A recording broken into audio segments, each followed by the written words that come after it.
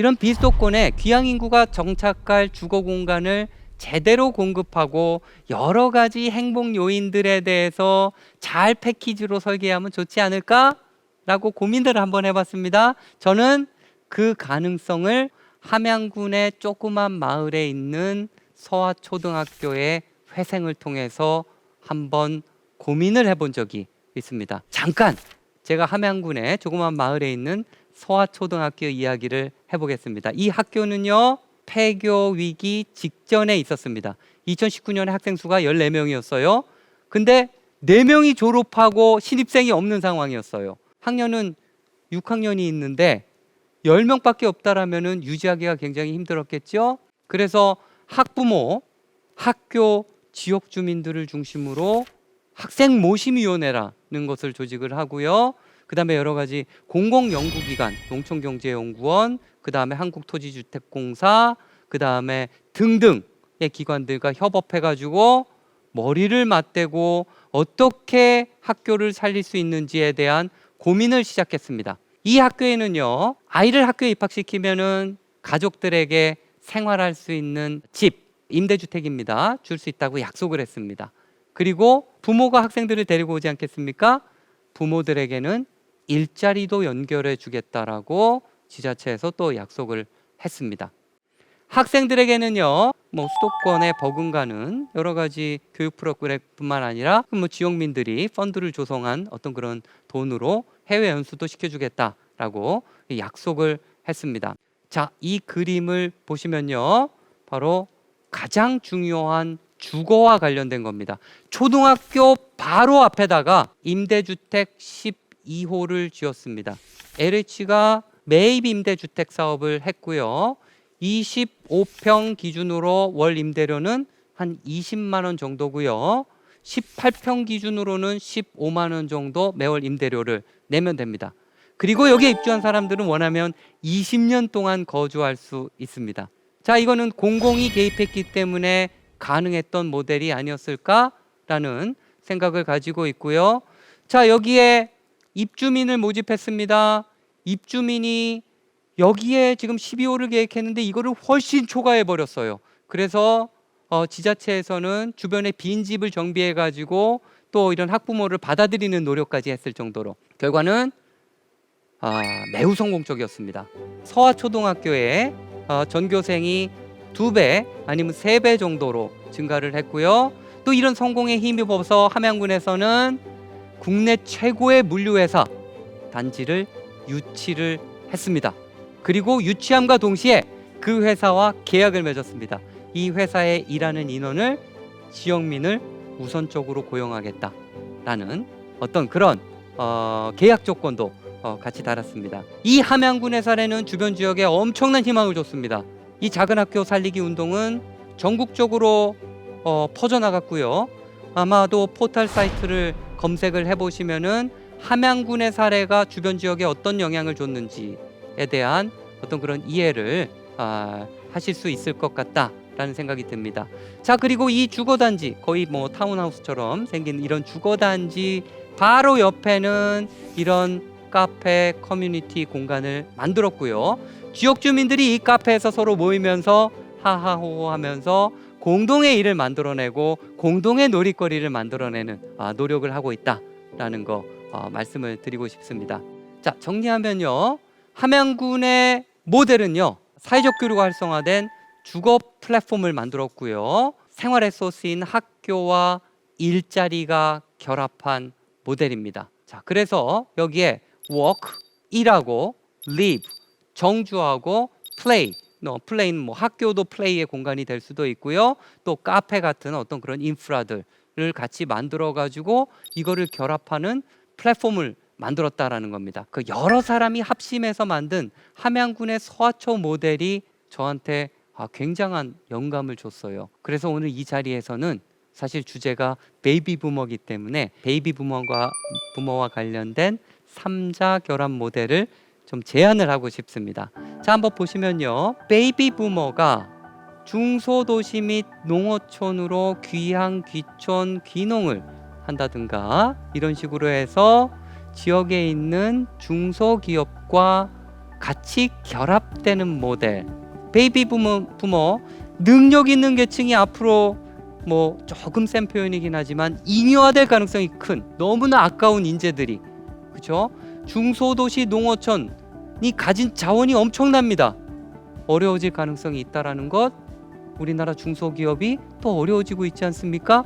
이렇게 미래 시대의 약자가 될 어떤 그런 3자가 결합하게 된다라면 저는 대한민국을 재도약시키는 굉장히 큰 파급 효과를 낼 수 있지 않을까라는 생각을 가지고 있습니다. 이 3자 결합 모델은요, 베이비 부모가 지방에 귀향 귀촌을 해서 또 일자리와 결합하는 모델입니다. 이거 일자리는 일주일 내내 일하는 게 아니라요, 2, 3일 정도 일하면서 아까 보여드리지 않았습니까? 여생을 사는데 부족한 자금, 부족한 생활비를 어느 정도 마련할 수 있는 100만 원에서 150만 원 정도 수준을 받으면서 나머지는 여가를 즐기고 또 일자리로 뭐 2, 3일 정도 가서 또 동료들과 같이 얘기도 하고 그 일을 통해 가지고 또 자기도 실현하는 어떤 그런 기회를 마련한다라면은 베이비 부모 행복감이 굉장히 커지지 않을까라고 생각을 하고 있는 거고요. 자, 여기에 조금 구체적인 정보를 담았습니다. 베이비 부모는요, 농어촌에 내려갈 때 주거, 의료, 교육과 관련된 여러 가지 지원을 받을 수가 있고요. 이건 지자체뿐만 아니라 중앙정부의 노력으로 중앙정부의 여러 가지 프로그램들이 있습니다. 가능한 어떤 모델이고요. 이렇게 된다면 지자체 측면에서는 세수가 증대되고 또 소비력이 높은 베이비 부모니까 지역 경제가 활성화되는 어떤 그런 효과를 갖습니다. 베이비 부모와 중소기업과의 관계는요, 중소기업은 안정적인 일자리를 제공할 수 있고요. 이 부분에 대해서 궁금하신 분들도 많을 겁니다. 지역에 가시게 되면은 실제 굉장히 튼실한 중소기업들이 많습니다. 그리고 저희가 인터뷰를 하다 보면은 아주 구인난에 아주 허덕이고 있는 그런 중소기업들도 있습니다. 그리고 그런 기업들이 일주일 내내 누구를 채용하겠다 이렇게 생각하지는 않습니다. 그래서 실질적으로 이런 중소기업이 베이비 부모한테 안정된 일자리를 제공할 수 있고요.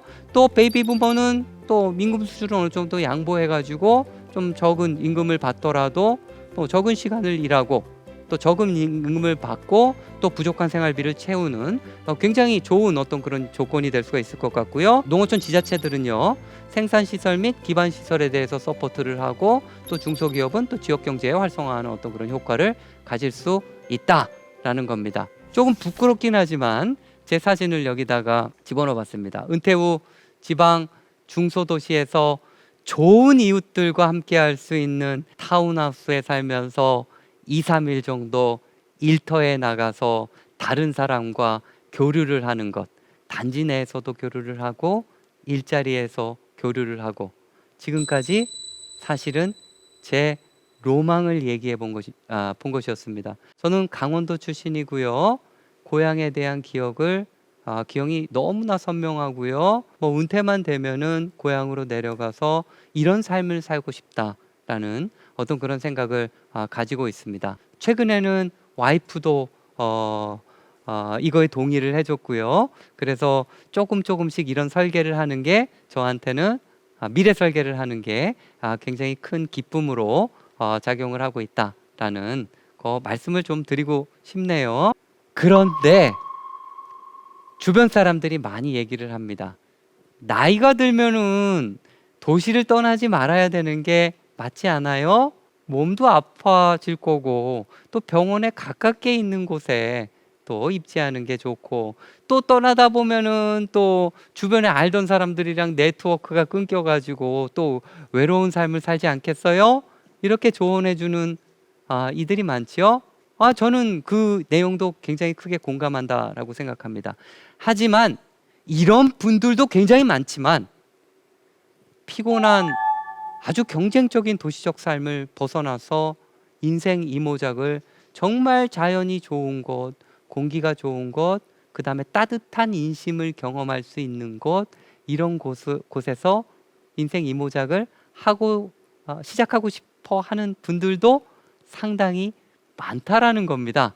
그래서 그럼 이런 분들이 이동을 하게 된다라면은 우리 국토에는 또 어떤 효과가 있을까? 저는 또 공간 계획을 하는 사람이다 보니까 한번 좀 계산을 해봤어요. 유턴 그다음에 J턴, I턴 중에서 U턴만을 한번 고려해 본 겁니다. U턴 인구가 고향으로 내려갔을 때, 고향으로 내려간 인구죠. 어느 정도의 그런 인구 재배치 효과가 있을까라고 봤는데요. 수도권에 살고 있는 1, 2차 베이비 부머만 800만이 넘습니다.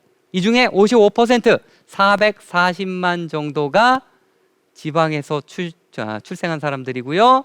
이런 분들의 상당수가 그 당시엔 또 농촌이었습니다. 농촌 출신입니다. 이분들이 농촌에 대한 상당한 그리움을 가지고 있습니다. 실제 제가 베이비 부머 인터뷰를 하다 보면은 눈물을 흘리시는 분들이 굉장히 많아요.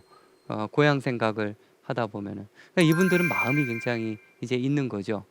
이런 분들 중에서 440만, 전 수도권만 본 겁니다. 유턴만 본 겁니다. 10%만 움직여도 44만 정도의 베이비 부머가 이동하는 꼴이다라는 거고요. 30% 정도가 이동한다면 어마어마하겠죠.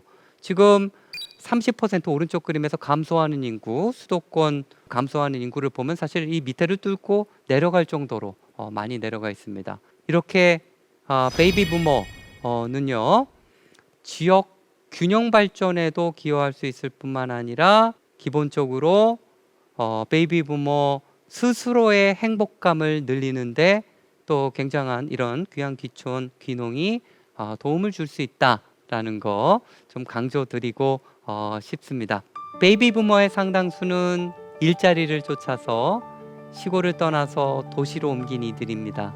이들의 은퇴가 너무나 깊숙이 진행되었습니다. 그리고 대도시를 떠나서 베이비 부머들은 인생 이모작을 준비하고 있습니다. 뒷방으로 물러나기에 베이비 부머는 너무나 젊습니다. 묵혀두기 아까운 능력을 지니고 있기도 하고요. 이들의 행복한 삶은 인생 이모작을 어떻게 준비하는지에 따라 달려있다 해도 과언이 아닙니다. 베이비 부머의 이모작은 지속 가능한 대한민국을 만드는 토대가 될 것으로 확신합니다.